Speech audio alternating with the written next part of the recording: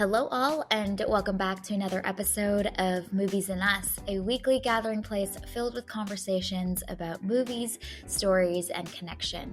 My name is Jennifer Hahn. And I'm Sarah Callan. And today we are going to be reviewing the film The Zone of Interest. This is, I believe, Sarah, our last film on our journey to the Oscars and our coverage of the Oscars. So very exciting. Yeah, it sure is. We made it. We made did. it. This is our last Best Picture nominee. That's right. And we'll have seen them all. We've seen them all, and then we'll dive right in real soon on our Oscar predictions and a whole discussion on that. So that's going to be coming soon. But in the meantime, Sarah, kick us off with an IMDb summary for The Zone of Interest. Auschwitz Commandant Rudolf Haas and his wife Hedwig strive to build a dream life for their family in a house and garden beside the camp. All right. Let's start off in Movies and Us tradition with our one-sentence summaries. Sarah, what is yours? My summary is genocide is bad. Yes. One of those zingers. 3 whole words. Three whole words. Yeah. 3. Yep. My one-sentence summary is lean in, listen closely. Oh, nice. Very well done. All right. So we will start off sharing our high-level thoughts of The Zone of Interest, and then we will include a spoiler and go from there. So, Sarah, let's dive right in. Thoughts on The Zone of Interest at a high level. Did this movie work for you, and what were your thoughts about it?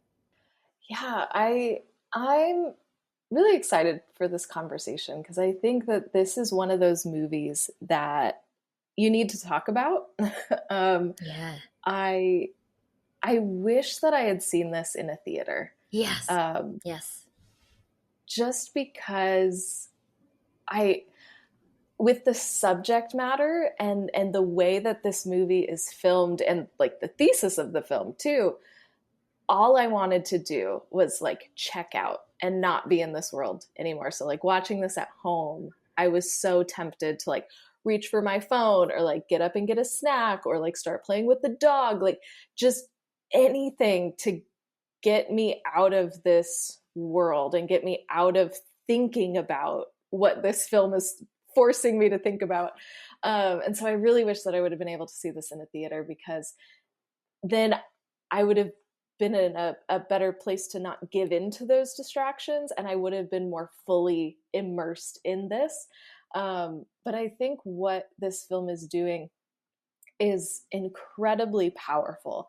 And the way that it doesn't have gloss, it doesn't have frills, it's not shot in this really beautiful way. You know, there's not this really gorgeous cinematography or this really beautiful color palette or lighting. Like it's still camera angles for a long time.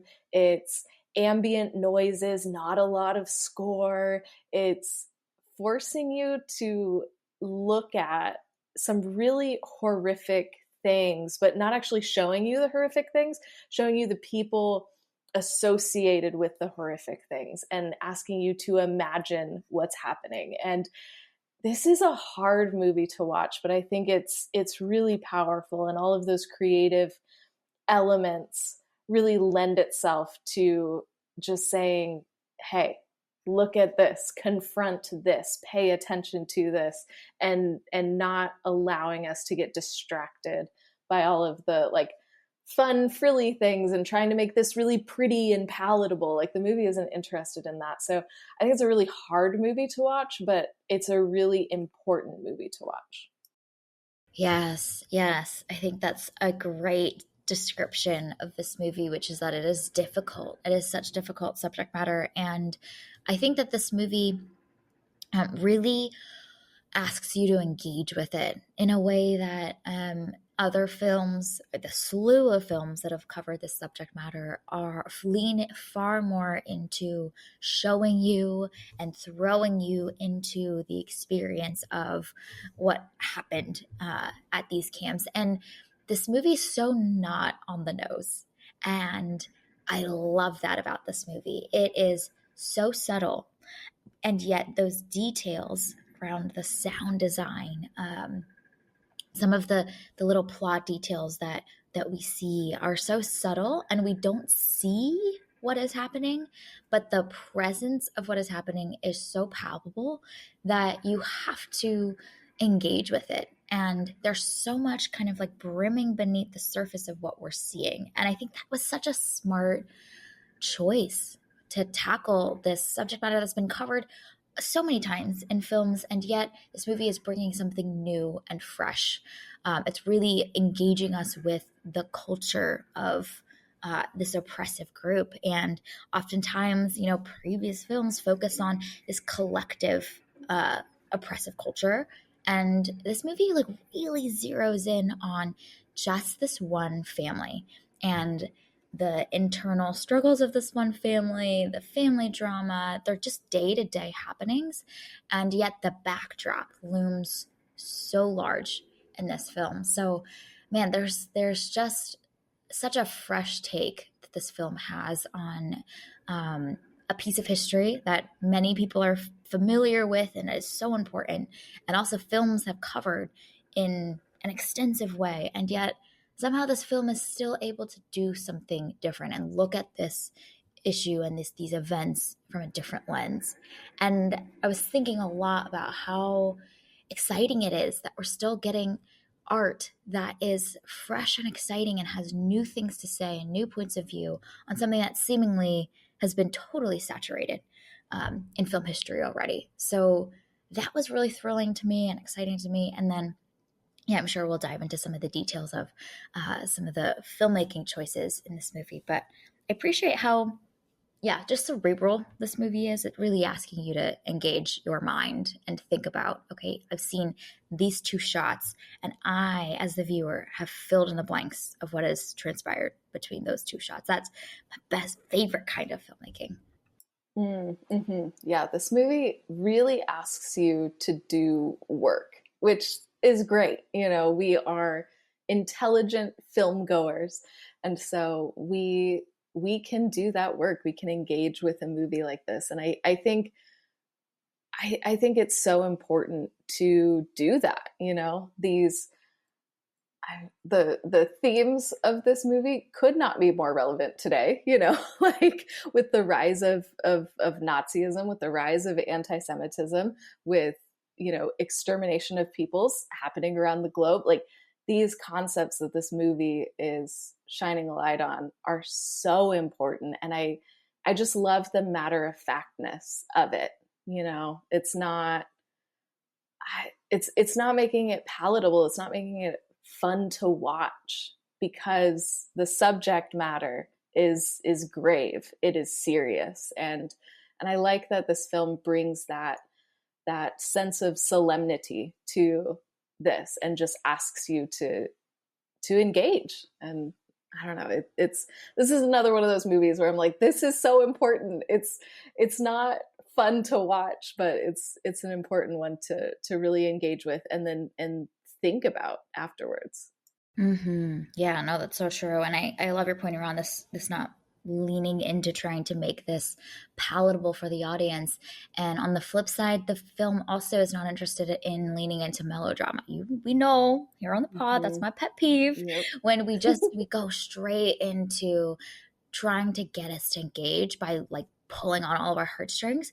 This movie's not interested in doing that at all. And there's so many moments where I'm like, this movie could have just gone like one hair of a step forward and given even us a little bit more of that emotion. Like, so much of the sound design where we hear things in the background, like they could have turned the volume up on some of those, and the movie chooses to keep that so subtle and mixed in with all of the other sounds in the soundscape, because it's asking us to be like, come in, lean a little closer, do the work, strain your ear, because things are happening. So I was like, so kind of surprised as the movie progressed that it actually doesn't lean into all of the melodrama of the events that are happening behind the walls even more than it probably could have, and it chooses not to. So the matter of factness of this film, like you mentioned, is so good, so good. Mm-hmm. Yeah, yeah. This is this is one of those like kind of like straight shooter kind of movies. Like, you don't get frills, you don't get the extras. And I think I, that just adds to the horror of it all, Yes. really, because you can't get distracted by the melodrama or the fun cinematography, the cool coloring. Like, no, there's none of that. You have to stare this in the face.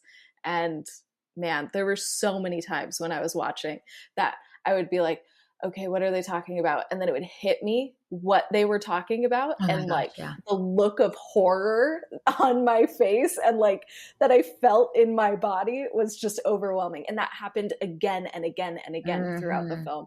And I think it's because it's so straightforward that you have to feel those things. Hmm. You're right that the matter of factness of the film's approach oddly mirrors, in a meta way, the matter of factness of the way that the Nazi leaders in this film are discussing some of the logistics of the things that they are doing, which we don't want to spoil too much, but you can. I mean, you can imagine what they're discussing.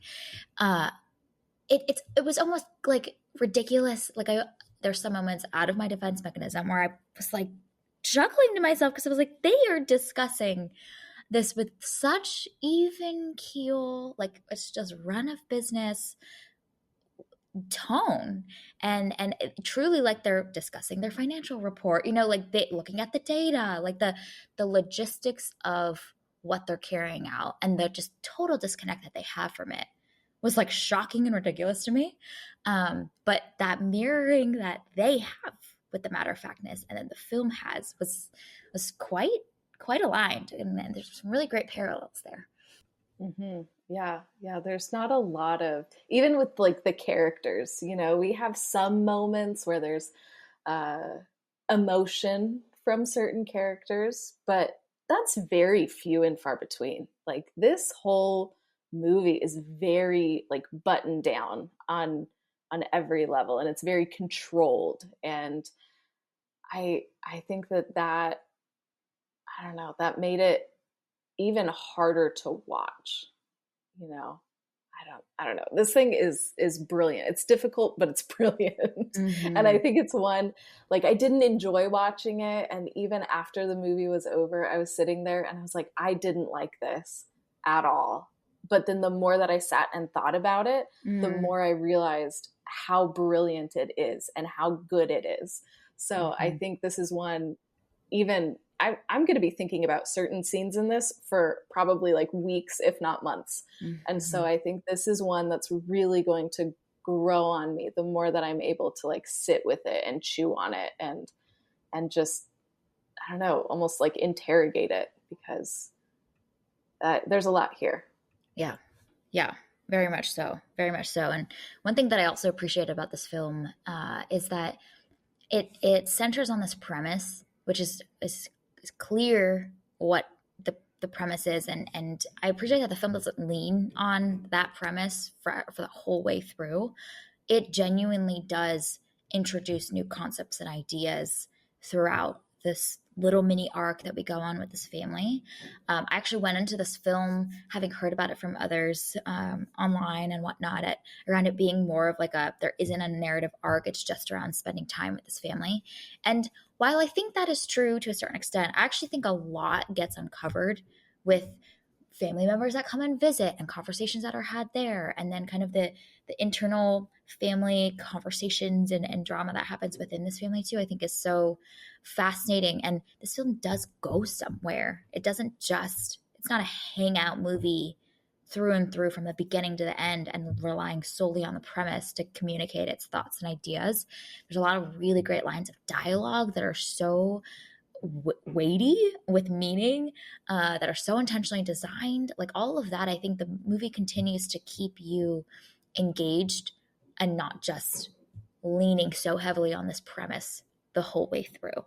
And that I really appreciate it as well. There's a lot of subtle detail that gets revealed around conversations that are had between these family members that I think is really fascinating.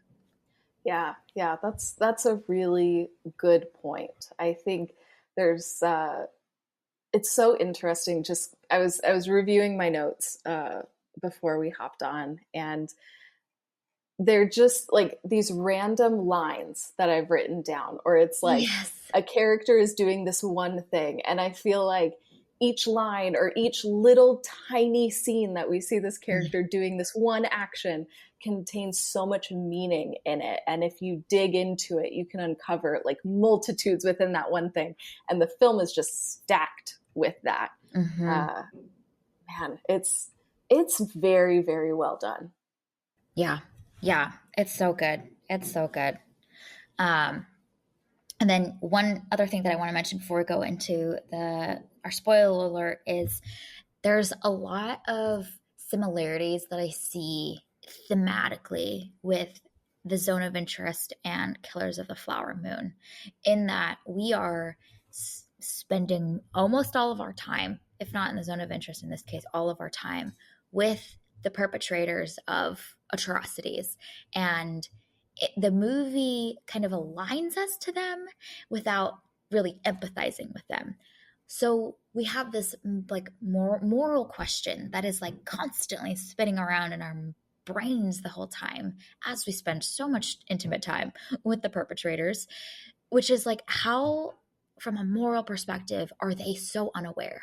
And I thought that that kind of like dissonance that we feel being aligned from the perspective of time and space and intimate like connection to these characters, we are aligned with the villains, the perpetrators, the oppressors, and they're sympathetic to us to a certain extent, and then everything else kicks in. They seem like a normal family.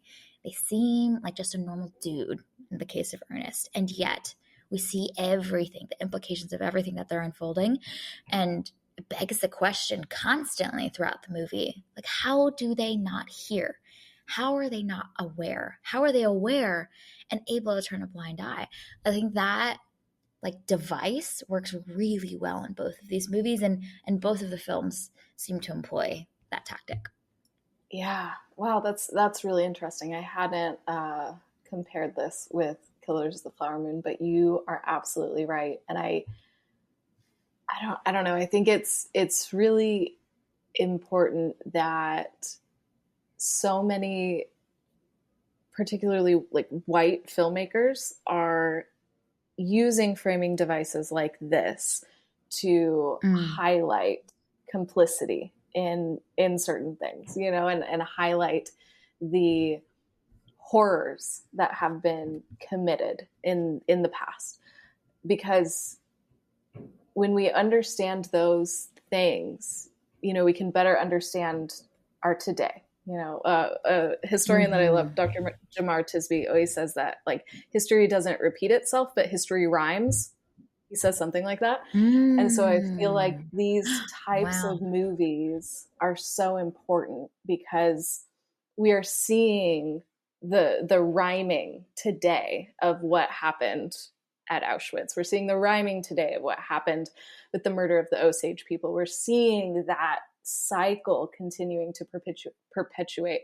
So the fact that we're seeing more films like this that are highlighting these villains who are doing this really insidious evil, and then we see the people who are either actively participating or are just turning a blind eye. um, and these types of films are asking us to situate ourselves in this, and not look away from the horror. So hopefully, uh, we can consider what's going on in our world today and not look away from the horrors of today, because history always rhymes. Mm-hmm. That is so good. I love that. History always rhymes. Same, same, but different. You know, like, yeah, that's so good. And I think it also begs the question, like, how does one end up in that headspace that they can turn a blind eye so easily, right? Like, that's a fascinating human question. And then the other question it begs is like, what am I, like, what is right next to me that I do not see or hear anymore, and why? You know, like, kind of Mm-hmm. turn back on yourself, and it turns back on how could anyone not see or hear or be aware of that anymore. And the concept of this family living right next to the wall, I think is like such a fascinating, like, one visual choice that we get to see in some of the shots, but also just like at a meta level, like this is right next to them. And the complete unawareness is not like across town or the next town over or you hear about on the news. Like, no, it is right up in their space. And the complete willingness to become numb to it is just a fascinating, like, how does anyone end up in that space? And I think what's neat is, maybe we can include a spoiler alert here. If you haven't seen The Zone of Interest, we highly recommend checking it out. It's available to stream, and to rent or buy on multiple streaming platforms. So check it out before continuing to listen to the rest of this episode. But one of the things that I think is really fascinating about this film is when the mother comes. So this is Hedwig's mother comes to visit, and Mm-hmm. there's an insanely smart scene included where she seems to be very much aligned from a headspace perspective with Hedwig when they're just chatting in the garden and they're talking about, their new life here.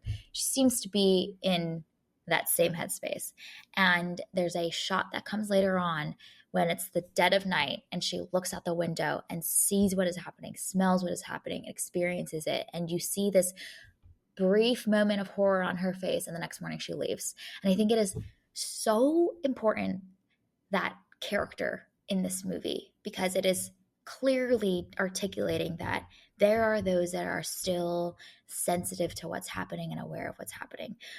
I think there's another reading of her character that could just purely be like, hey, she was too bothered by the smells. But I think that the shot of her staring out the window at the orange glow is significant, and her facial expression in that scene is significant, but it sheds such a light on this foil that she is between her and her daughter, and the fact that her daughter just is still unaware and okay with what's going on. But that is a way that this film, I think, continues to deepen in in this premise without staying one toned and just relying solely on the premise. Like, we get more development in these new things that are occurring. Yeah, and I loved that, like how much we get to see of her mother's reaction changing, because like you said, like when she first arrived, she's like talking and chatting and like, oh my gosh, your house is so beautiful, this is so great. And then there, during that scene when they're walking through the garden, you can see her start to realize that things are not right. And when Mm. there's like gunshots outside of the wall and she reacts to them, but her daughter doesn't and just keeps on talking. And you can see her facial expression starting to change of like, what do I do? Do I call this out? Do I ask a question? Do I make my discomfort known? Do I just keep going along with this? So you can see this like internal struggle that she's having when they're outside talking in the garden. And then you're right, that moment in the middle of the night when she realizes what's happening and then decides to leave is kind of this culmination of, oh no, I can't be here, I can't do this. And I do think there's something to be said about like uh it's almost like she's being inundated with this and she hasn't like acclimated to this Mm. space yet, but her daughter has been living here for so long that those gunshots, they don't even matter anymore. She's tuned them out, like you said before, like she's stopped listening to those don't exist anymore, whereas the mother isn't accustomed to that. She's not used to seeing the horror right in front of her face, even if she knows maybe cognitively what's going on. And so then she seeks to go back to that other space where she doesn't have this mass extermination of Jews in her face. And so I think that's also like, it's a very telling scene, but I think it's also a very scathing moment of her her not wanting to confront the reality. And obviously she's not the main character of this movie. The movie is not trying to like explore what she does afterwards, but I thought it was so smart to have her come and go on that little journey and then flee in the middle of the night. Yeah, and to one of the points that we made earlier around this film being so matter of fact and choosing very intentionally to not lean into melodrama, she just leaves. We don't get the confrontation and the fight and her articulating how horrible it is. No, we just, all of a sudden the next morning, she's gone. And we get to see the aftermath of that and the reaction from Hedwig to her leaving. But just the connection of that shot of her staring at the window, and then the next scene we get is that she's left. We can fill in all the blanks of the the reaction that this character that's no longer on screen anymore has had to the events that have occurred.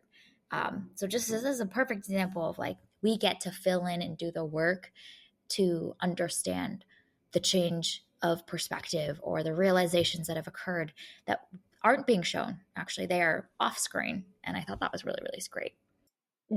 Yeah. Again, it's this movie is asking you to do the work and to fill in the blank, and it's showing you a thing and then saying, "Okay, do what you want with that.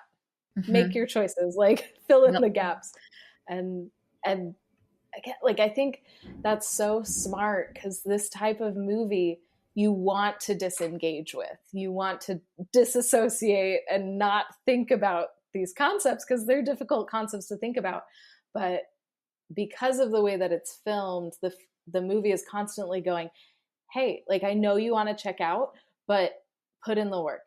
Think about this thing. Think about this character. What happened in between these two scenes? Like come back, engage with this." So it's difficult to watch, but it also knows that it's difficult to watch and is filmed in a way to keep you coming back and giving you opportunities to re-engage if you have checked out. Mm-hmm. Yep. Yep. Asking you, just inviting you, whispering you to come along. You can do it. You can do it. Yes. It's so true. The other little detail that I thought was really fascinating, related to grandma coming, was when she is walking through the garden with Hedwig and they're talking about, they're talking about the flowers and the new yard and how big it is. And then they get to the topic of like, oh, and there's a wall here and whatnot. And Hedwig is the one that explains like, oh yeah, that's where they're dealing with the Jews. And the grandma has this little line where she says, oh yeah, like the one that I used to clean for. And there's like a small detail around, oh, this mother is aware of this personal connection that she has. And in that first scene, um, it's read pretty like just cold hearted. The way that she just can casually throw that out there. Oh yeah, the one, that person that I used to know. Yeah, she's over there, right? But I think that later on, when Grandma has her realization, staring out the window the middle of the night, that detail actually becomes significant because all of a sudden it's reframed for her. So what used to be something that was a cold-hearted, um, throwaway little line that's indicative of who this character is, I actually think becomes significant to Grandma's understanding and awareness of the gravity of what's taking place, that then I think contributes to her taking action to leave and flee and whatnot and run from the problem. But I think that detail is neat, how it gets reframed later on and becomes an important part of this change of perspective that happens for her, versus the beginning it's purely meant as this throwaway little line that is like a character building moment around how cold-hearted Grandma is. So I thought that little line carried so much meaning. Mm-hmm. Yeah, no, that's so good. And I we see Grandma for I don't know, maybe 5 minutes, Mm-hmm. like probably less, more like three. And there's all that in that one character. And this movie is just riddled with things like that. Mm-hmm. Yeah, yeah, so good. What are other parts of this film, aspects of this film, that really stood out to you? Yeah, I okay, so the scene in this that is going to haunt me uh, for quite some time is it's early on in the film too, where Rudolph and his merry band of Nazis are meeting together and they're talking about these new execution chambers.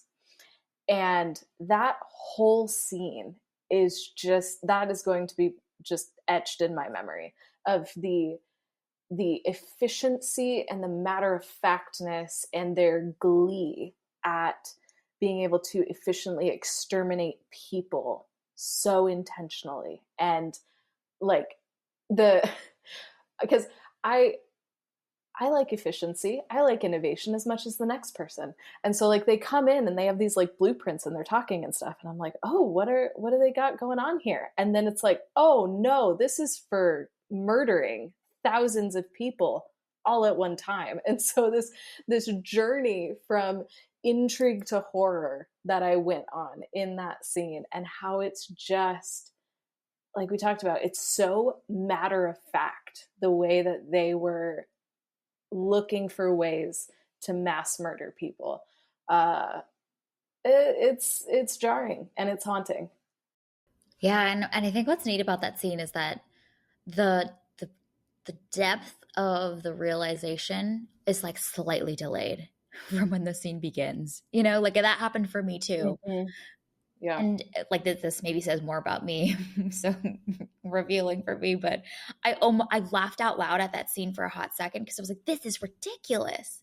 This is ridiculous that we are just dilly dallying, discussing this over our little drinks and our cigars, and yet is no one aware? You know, like this is wild that every single person in this room has totally disconnected from reality somehow and is living in the state of delusion where we seem to be discussing the blueprint of a new building that we're going to create, a new business venture. You know, like it is so business like and so corporate in their interaction. And each and every one of them is totally unaware. Like, it's wild to me. And when you begin to, I think, see and hear them discuss more of the details around the chimneys and the way that they're going to rotate and transfer heat and all this stuff, then you're like, the chimney, like we are not thinking about this, people, you know, like that realization like almost settles in. And then once it settles in, it multiplies and snowballs so quickly when you realize everything, the depths of what they're discussing. But you're right, it is so seemingly um you know, so harmless at the beginning. At the begin when the scene first opens and the first few back and forth conversations happen, you're like, oh, here we go. This is a business meeting. This is, you know, our father of this household that we're following going to work. And no, there is so much more happening. And I think what's neat too is that the viewer is aware and everyone else in the scene is entirely unaware. And that dissonance is, I think, really, really fascinating and really smart to depict. Yeah. And then you see later in the film the things that Rudolph really cares about. So there's that scene when I think he's like dictating a memo or something, and he's talking about people plucking the lilacs. And he says something to the effect of, in the interest of the community, Yep. like, don't do this. And like my jaw dropped. Yep. It probably shouldn't have, but my jaw dropped because it's like, you care more about these flowers, which are gorgeous, contributing to the garden, sure, but they hold nothing compared to the many thousands of human Yep. beings that you have murdered, and you care more about that flower. Like, and I love that the movie layers these things onto each other, because you see the business meeting turned horror early on in the film, and then it's a little while later you see the lilacs, and a little while later you learn a little bit more about him in some other scenes. So it's just this constant layering effect. We don't learn everything all at once, but we get little bits of information here and there that then, in context with each other, really reinforce various points and make a fuller picture of who this character is. Mm-hmm. Mm-hmm. Yeah. And this is what I love about this film is that because of the matter of fact way that those scenes are shot, the you just see these dudes going to work. Like it is such a contrast to the way that other films that have tackled the subject matter really lean into the melodrama and the evil that was really unfolding. You know, like think about the amount of movies that we've seen, like the evil Nazis, and they've got like the evil glint in their eye, and the ominous music is playing in the background, and it's really, you know, intent on clearly depicting them as the villains and the evil that they are, you know, like rubbing their little fingers together, hands together as they're going to carry this out. And I love that this movie is actually saying, in reality, here are ambitious men trying to fulfill their personal ambitions and goals within a system that has set up the rewards to be in this way, where the more efficient that you can exterminate these thousands and millions of people, the more that you climb in the ranks. Like, to these people, this is them going to work, you know. And how did we create a system and a society where these people have fully bought in on their personal ambitions while completely ignoring the moral and human cost? Like, that, I think, is actually a far more realistic depiction of how it is so feasible for so many people and this mass group of people to buy into this, because it is positioned from the perspective of, this is work, this is for our country, this is for providing for your family, you know, like that framing. You know, how many times have we done something similar in our corporate context, where there might be high implications for the things that we're delivering and the products we're delivering, and whether it's accessible or not, and the ethics of like the AI and the technology that we're building. I'm talking from my context in the tech industry. Like, but when it's tied to, and there's different things framed around helping the business grow, your personal career goals, all this stuff, then things get a little bit more funky. And I love that this film shows that for Rudolph, he might not be clearly aligned to trying to carry out evil, and he isn't aware of that. But he is an ambitious man and looking to provide for his family. And he has disconnected himself from the other half of the equation while only aligning himself to the front half of the equation around his goals, his objectives, and complete this disregard of what else is happening, as what else is, you know, having to be carried out as part of his own goals.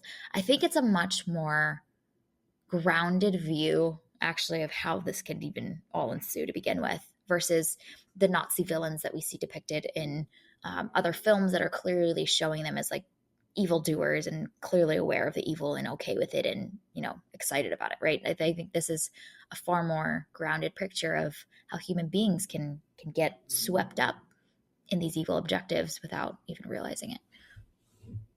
Mm-hmm. Yeah, yeah, and I think that's what makes this film so horrifying. Is Mm-hmm.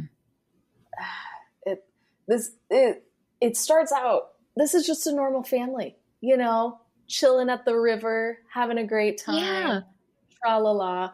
Then they go into this, and I love that. Like, I didn't know anything about this movie going in. Like, I strategically tried to avoid spoilers for this. I knew that it had something to do with like the Holocaust, but that's all that I had about this going in. So I love that this film is like, okay, normal family chilling. They go into this house. Things might seem like a wee little bit off, but like nothing too much. And then like Mm. the more that you go on, it layers these things on, and you realize the depth of evil that is happening next door and is happening in their house. And you Mm-hmm. see the ways that they have just acclimated to it, turned a blind eye to it, all of that. And that's what makes this so hard to watch, because like you said, it's human nature. You know, we Mm-hmm. want to disassociate, we want to look away, we don't want to confront those things in our society that are wrong, because it might mean losing power or privilege or station or money or like comfort, whatever it is. And yet, I don't know, we should. Yeah. Yeah. We should push back against the things that are evil. Yeah. But it doesn't come like the evil Nazi villain who is twirling his, Yep. curly Q mustache. Yep. Uh, but it comes much more subtly, and it's that insidious nature of evil that I don't know is hard to fight against, and Hmm. that's what this movie is asking us to look at, and it's not fun. Hmm. Yeah.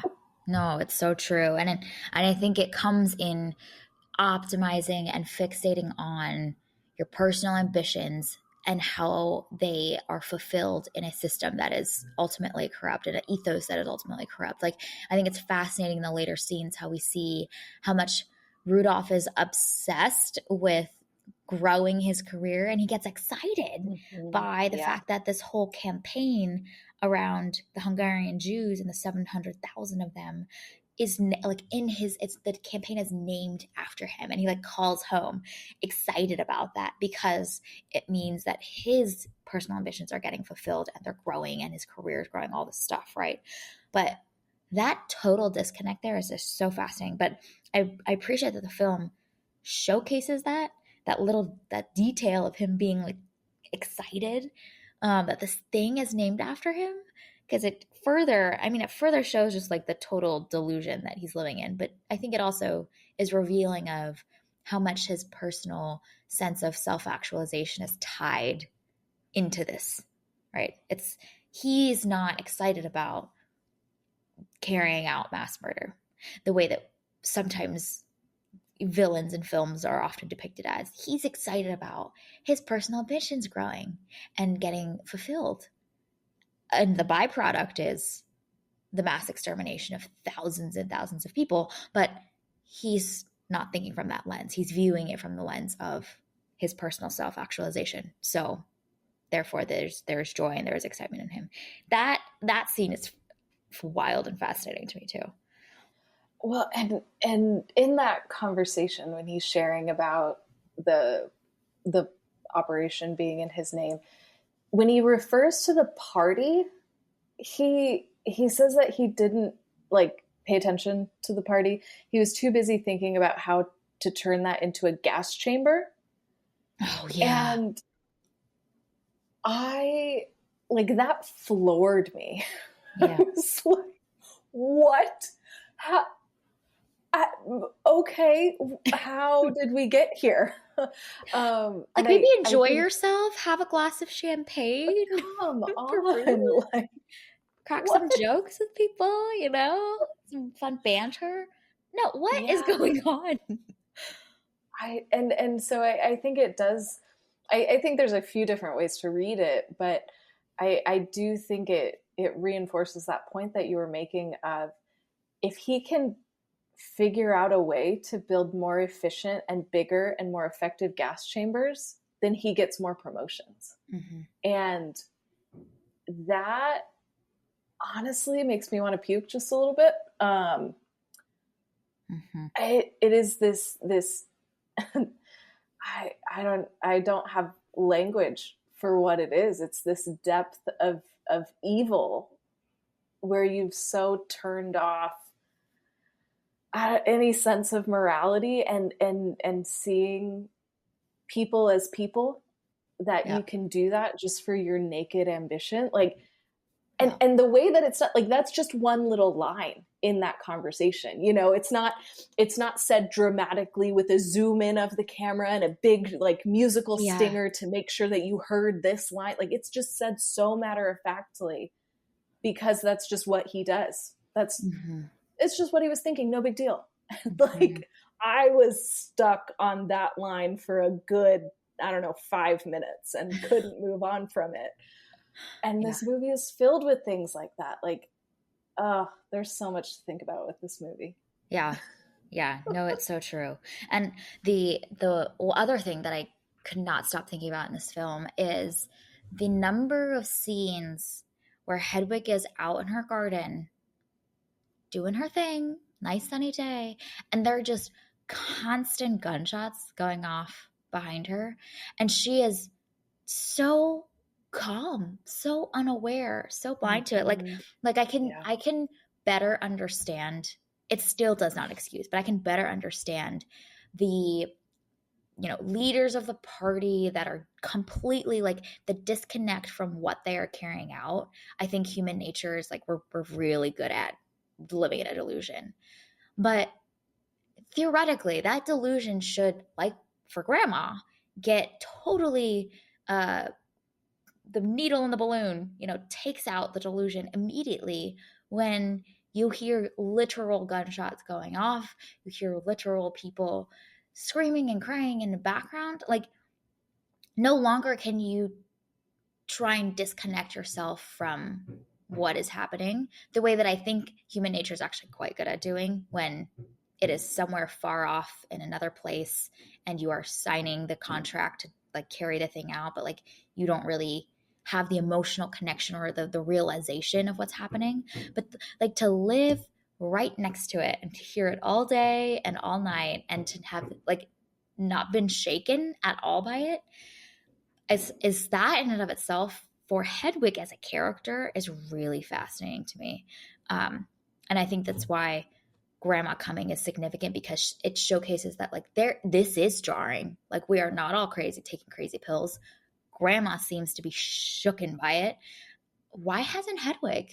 And there's so many shots of her outside spending time in her garden and walking and watching the kids and whatnot. Like I think a lot of times we see Rudolph in his office or he's away in another town and he is with other people that are talking about this, but he is oftentimes not seen outside, literally hearing everything that's going on. But Hedwig is outside a lot in her pretty little garden. And I have so many questions for how she has gotten to the state where she's almost reaping it's not about her personal self-actualization the way that I think it is for Rudolph and why he can like disassociate so easily. She's reaping the benefits of this like stable, cushy life. And I think that's what's driving her to be okay with this. I don't know, but I'm fascinated about how she is able to reach that level of disassociation as well. Well, and even in that conversation when Rudolph is like, yo, I got a promotion, we got to leave. And she's like, hell no, this is my home. You can leave. I'm staying. She even says that line of something to the effect of like, we got what we wanted. Like, this is what we dreamed of. Mm, Um, yeah, we're living how we dreamed we would is what she says. And that to me is fascinating. And what I've been thinking about with Hedwig in particular is that she chose to stay there with her children yeah. and raising her children in that environment is wild to me. I don't have kids, so I don't know, but like you are screwing up your children to such a degree by raising them right next to Auschwitz, steeped in this ideology. And Mm-hmm. I don't know. Like early on in the film, one of the kids, it's like late at night, and he's up and has his like flashlight or whatever, and he's playing with something, and then you find out that it's human teeth, Yeah. and I'm like, well, that's a red flag. Yeah. That's not great. I mean, unless you're studying to become a dentist, then that's like maybe okay, but that's actually really not okay because those are real human teeth that came out of people who died. But it's just things like that where I'm like, this is not a place to be raising children. And instead of maybe taking them to a place where they're not confronted with these atrocities every single day, she's like, no, we're staying here. And here's what we're going to do. We're just going to plant some vines to cover the wall so that we don't have to see that the ugly wall is there. We don't have to be visually confronted with what's happening. And I find that to be such a fascinating choice, that not only does she want to stay, but she is keeping her children there and not seeing the harm that is potentially being done to them by being in that environment and by being steeped in what's going on. Mm-hmm. Mm-hmm. And then you play out like when the kids ask the questions and they are indoctrinated with her explanations, how they Hmm. get just, brainwashed into this Yeah. ideology from a young age. Yeah. It's wild. It's absolutely wild. No, that's so good. That is a fascinating choice, just as far as like the dynamic between Hedwig and Rudolph as well. That's one thing that I thought was interesting is that like in the first half of the film, in a lot of ways they're like a generic family. Like the movie gives a healthy amount of distance between us as the viewers and them, because this isn't about them really. It's about who they are in relation to the people on the other side of the wall. And I think that as the movie progresses, we get to know this family a lot more, and yet we are more and more horrified. And I think had we gotten a little bit more of the family and who they are and what they're about, and they were a little less um, generic at the beginning. I think there's less room for that to deepen over the course of the film. But I think it was really smart for the first half of the film that we actually don't really know that much about them or who they are. It's there's a healthy amount of distance that we have where we are almost like a passive observer, uh, just watching this family and kind of it felt like in a lot of the like shots as well, like we were kind of like spying on them. But as the film progresses, we get to really spy on them and see the inner workings of their family. And I think it's so smart because it's harder to make it that, oh, it's just this family, you know, oh, it's just a few bad apples, you know, like that whole thing. But this is actually not talking about this family, but it's talking about these larger systems in place. It's talking about human nature. It's talking about a lot of the things that we have already discussed in this episode. And I think by making them more generic at the beginning, especially, we're able to then extrapolate further and say, this isn't an individual problem, but it's more of a Mm-hmm. systemic thing. And so let's look wider than Mm-hmm. just this family.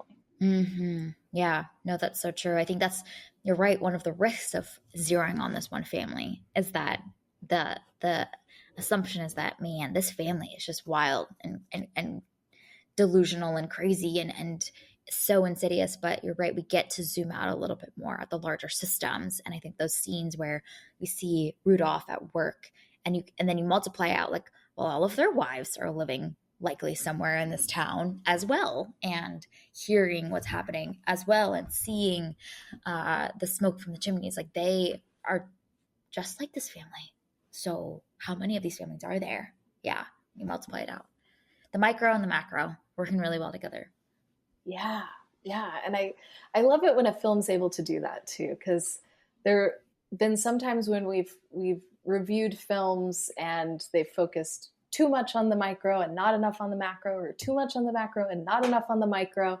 And this one really hits that balance well, so that you you see the effects and the actions of the individual, and you also see the scale of what has happened, and you can Mm. extrapolate the micro to get to the macro. And it blends so well together to really drive these points home. Yeah, no, that's so true. And I think that's what's really smart about this film that is inviting you to do the work is that exact thing. It gives you a crumb and you're like, oh, I see how this crumb belongs to this larger loaf of bread. But the film's only given you the crumb and you get to do the work to multiply that out and figure out like, oh, this belongs to a very big system at play here. It's a very large loaf of evil bread. Yes. Very large indeed. And man, too much yeast in it. It rose a little too fast as well. Mm-hmm. A little too much. Yeah. Uh okay, other things that we wanted to talk about, shout out. The time is flying, man. Before we Yeah, wrap up. I'm surprised at how quickly this has gone, because Yeah. we haven't talked about some of the like bigger creative choices. Yeah. So take either one of these or both. What did you think of the thermal camera business? And then what did you think about the shift to present day cleaning ladies and then shift back? Thoughts on either or both of those? Oh my gosh. Well, I'm going to talk about the shift at the very end with the cleaning Yeah. ladies. Yeah. I thought that was so well executed, first of all, like the way that it's cut and shot and how long we spend before we cut back to him. um, I think was so appropriate. Like we really get to sit with so like a long set of shots with the cleaning ladies, and I think that was right. Like I think had that been shorter, and it just allows you to really give time to reflect and linger. um, but I just thought it was so honoring, and I think even the choice, again, the spirit of the film being so matter of fact in tone, even just the choice of having it be the cleaning women being showcased and not just like empty shots of the museum, I thought communicated such a like sense of tenderness and caretaking and wanting to keep and preserve the relics of the events that have unfolded. Like it, I felt such tenderness in the way that they cleaned. I know they're doing their jobs, but uh, just that visual of them tending to this very much like felt resonant with the way that Hedwig throughout the film is tending to her garden with such care and attention. Um, I thought that was such an interesting like detail to include the cleaning women in the museum and not just empty shots in the museum. But I thought it was such a smart way to say, like, when when we cut back to Rudolph, there's such a clear awareness that we begin are then inundated with the idea that he has no idea the legacy that is going to unfold. Like he's staring, and you get the sense that like perhaps there is something that's happening in his brain, but he keeps going down the stairs afterwards. So there's this moment of like, man, does he see? Does he see what's happening? The implications, the effects, the people that are getting so affected by all this, and then homeboy just keeps going to work. But I loved that ending sequence. So let's talk about that one first. What did you think about it? Yeah, it's funny the kind of like roller coaster that I went on with him in that like moment, because he stops and he starts to like dry heave on the stairs and I'm like, "Oh, are are we having some comeuppance here? Like did Hmm. he inhale something? Does he have some sort of disease? Is he going to get sick?" And then because I was like, yes, cosmic justice. Mm-hmm. Like, let's take this dude down. And Nope. that's not this movie. Nope. And then we cut to the cleaning ladies. And I thought that that was so powerful to, like we were just talking about, show the scale. Oh my gosh, that shot with the shoes. Oh, Yeah. like I almost just like started to weep at that point because Yeah. it was just the sheer magnitude is Yeah. just like it's almost incomprehensible and just wow. uh and then we go back to him and I think that's kind of where my confusion lies is I don't get it. And so I think what I'm kind of struck by is I really love that you like focused on like the tender and like the care part of it. And I think I see that more as these cleaning ladies are they're doing their job just like he was doing his job, just like other Nazis were just doing their job. And it's this very like matter of fact doing the job kind of thing. And Mm. I think for Rudolph, like I read online some some theories about like him almost having this like moment of I don't know, like glimmer of moral clarity of Yep. like, oh, what have I done? And I don't buy that. Nope. I think that's more of like, oh, it didn't work. My name isn't on here. Our theory Oh, didn't pan out. And interesting. like almost like being confronted with failure almost is I think for me that makes more sense with the character, that he's having this moment of like, from going from this pinnacle of like my name is going to be everywhere, I'm moving up the ranks, and then cleaning ladies, nobody knows his name. What he did, sure, killed hundreds of thousands of people, but didn't prevail. And so I think upon reflection, that is how I am choosing to read that particular scene, because I think that makes sense for the character. Yeah.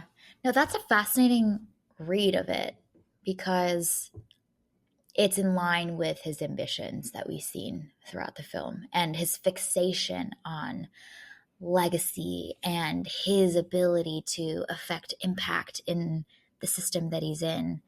Um, that's a really fascinating read of that moment when he's staring down the empty hallway, the dark empty hallway. Like what is coming through his mind at that point? Because he then, snaps out of his little moment there and just continues on his merry way, off to his work, off to find the better, more efficient method, right? Like there's no change at all, and we don't see any emotion in him after that little moment as well. But that's a fascinating read. It is the more the read that is like taken into account the rest of his character that we have seen, and less so the ability for like human beings to have a sense of like moral questioning for him. Like Mm-hmm. does he have is he in too deep, or does he have the capacity to even realize what is unfolded that he is carrying out, as actually that he is perpetuating? Yeah, because I think if you lived next to Auschwitz and you didn't get it, you're probably not going to. If you are in that call with Hedwig, he says he is pleased as punch about the news about Hungary. Like, come on. I Mm. don't know that this dude is going to have like a moral awakening. No, that's fair. That's very fair. Both him and Hedwig, man, are just like in so deep. I don't know what could get them out at this point. Mm-hmm. Yeah. Before we wrap up, I have two shout outs on little details, little scenes that I was just, oh, man, so smart, but also so powerful. The first one is when Grandma first comes and Hedwig has a very short line right when Grandma walks through the door. She says, "The first thing we did was install central heating. It gets so cold in the winter." Mm-hmm. Yeah. Oh my gosh. Like the amount of people that froze to death in the camps is astronomical. Like, regardless of even being taken out by the crematoriums, just pure bitter cold of the winters in the places that the camps were is just so large. And for her, the cold is a problem that could be fixed with central heating, with the wealth that they've amassed. And again, it's one of those moments where she is so caught up in her world that she has no awareness that, oh yeah, on the other side, like they do not, there's massive amounts of people that do not have any of that. So that was I thought, just such a smart little moment of just the delusion that she's in, and the like being wrapped up in your own world and having no awareness of how this affects other people. Perfect little moment. The second scene that I jotted down that really was like so striking to me and so smart for the filmmakers to do was when the older brother in the family locks the little one in the greenhouse. Mm-hmm. Oh, Yeah. because for so much of the film, like we have a like cognitive awareness of what's going on, and they're talking about the chimneys and the crematoriums and all this kind of stuff, but we don't ever see it. And that's very intentional and very smart of the film. We don't actually see the suffering, honestly, until like maybe the last few shots of the shoes and the clothing and whatnot in the museum sequences, which again I think makes it so powerful, because for the last an hour and 40 minutes we don't see any of that, and so we get that at the end. But that scene where the older brother is locking the little one in the greenhouse is such a great way to show it and depict the essence of it without showing us the actual thing. Again, it's the perfect example of how this film is so wonderfully not on the nose about anything at all. And man, it's just such smart filmmaking. I loved it, but it also carried so much emotional weight knowing everything that's being discussed by Rudolph and everyone else over the course of the film, and the things that are looming over the wall that we see. Again, we get to do the work to put two and two together. So that was another scene that I just thought was absolutely brilliant. Yeah, and in that scene, you can see the chimney smoke in the Yeah, background. yeah. Oh my gosh. So well done, so phenomenal. Yeah, yeah, Mm, yeah. uh, Um, and then the yeah. thermal Just camera. Tell me your thoughts on yeah, that. just very quickly. I think like visually super jarring, which I Hmm. think is interesting. While I was watching the movie, I was like, "What are we doing? What is this business? I don't understand." Um, And then the more that I've thought about that, the more that I really appreciate its inclusion in this. And I think with those scenes in particular, I've been thinking about, it's kind of along the lines of what we've been talking about for the past hour, but the idea of calling out evil as it's happening instead of waiting for the benefit of hindsight. Mm, And in this movie, the person who is calling out evil is this young girl who is mhm, in the cover of night going and leaving food for people who are at the camps and working. And I don't know. I think that that's such a powerful contrast. Like, obviously, like it's a powerful contrast visually because you're kind of like punched in the face with this very different visual. But then also thematically, I think it reinforces that concept of um, people did see that this was wrong, and they may not have had the power or the privilege or the position as the people doing the evil, but they did resist in some way. They found a way to contribute. They found a way to say, hey, this isn't right. And I think that that's so important that that was included in here.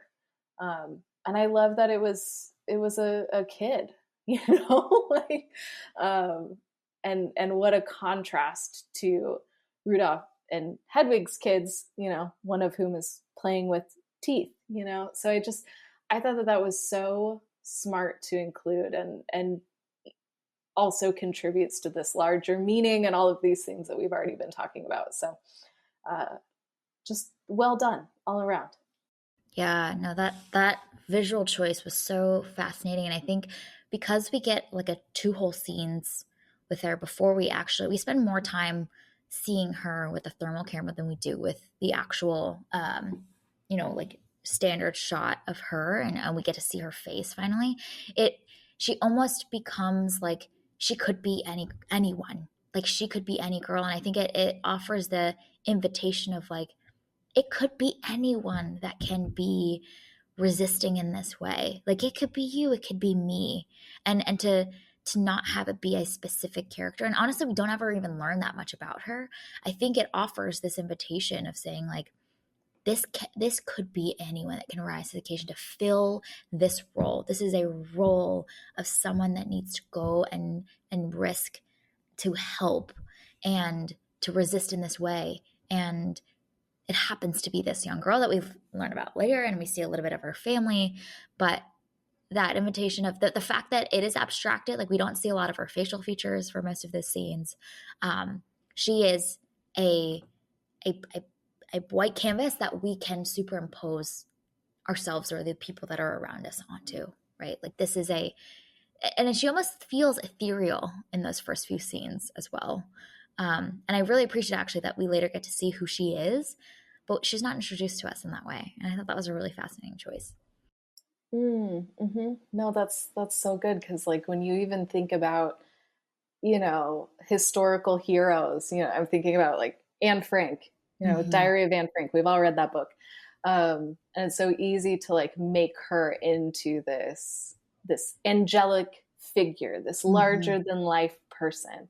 And yet she was just a normal person. She Mm-hmm. was a normal girl. Yeah. And I that's a really, really good point, that it she this character who's leaving these apples isn't some angelic being. It's not something special, or, Yeah. she doesn't have superpowers, Right. but she is just a normal citizen who is going, hey, this is wrong and I can help in this way. And I am going to risk my life to do what's right. Mm-hmm. Yeah, it's Mm-hmm. powerful. I thought it was also neat just the little inclusion of her mother too. When she gets home, the mother welcomes her home. Um, it felt so significant because oftentimes, like out of desire to protect your loved ones, it's when you see evil being done and you need to risk sometimes things like your safety and your well-being to fight for what's right. Family members can often be the first to say, hey, like but what about, protecting ourselves, that self-preservation mentality. And I love that there's this little shot of the mother welcoming her back, and this almost sense of the mother is resisting in this way. The mother might not be able to go out, but the allowance and permission that the mother has given to her daughter, her precious daughter, to go out in this way, and having to navigate the Nazis on guard at night. And we see a short little sequence of her on her bike, like having to look both ways before she gets home. I've assumed that she's breaking her curfew and all this kind of stuff. The allowance of the mother for her daughter to do that is also her way to contribute to. So I love that little scene, that little moment and inclusion of the mother welcoming her back home and clearly aware of her happening. She's not sneaking out, like the mother is saying, okay, yes, come Mm-hmm. back. You're back now. Good, good, good. Go back to bed now. Yeah, yeah. It's good. And also just the reality of, a kid is going to be less suspicious than a grown up. Mm-hmm. And I think that's also wild, is Mm, that there were kids who were doing things like this because they were less likely to get caught. yeah. And that's Yeah. just a whole nother crazy train of thought to think about, the way that Yeah. kids subverted the evil that was going on while Mm, adults were actively carrying it out. yeah. That's crazy. Yeah. Yeah. All right. Well, this was a review and discussion of the zone of interest. This was a really good conversation. I'm so glad we pod so that we can talk about Oh, all of the things yes. after Me watching a too. movie like this. Yeah, this was Um, one that I was like, oh my gosh, I need to talk about this yeah. immediately. So Yeah. I'm glad we were able to do this. Yeah. So good. So good. All right. Well, you can find this film, The Zone of Interest, available on multiple streaming platforms. Thank you for listening to this week's episode of Movies and Us. Our name sums it up. We're all about movies and the powerful ways we can connect with each other and the world around us. This podcast is about all of us and our shared stories, so everyone is welcome here, and we're so glad you spent time with us today. You can subscribe to this podcast on Spotify, Apple Podcasts, or wherever you tune into your favorite shows. Drop us a rating and review letting us know your thoughts about the Zone of Interest. You can connect with us on Instagram and Twitter at @MoviesAndUsPod, or you can email us at moviesanduspod@gmail.com. We will be back next week with a review of the film Dune 2. We're super excited about it. We hope you have an amazing week, and we'll see you very soon.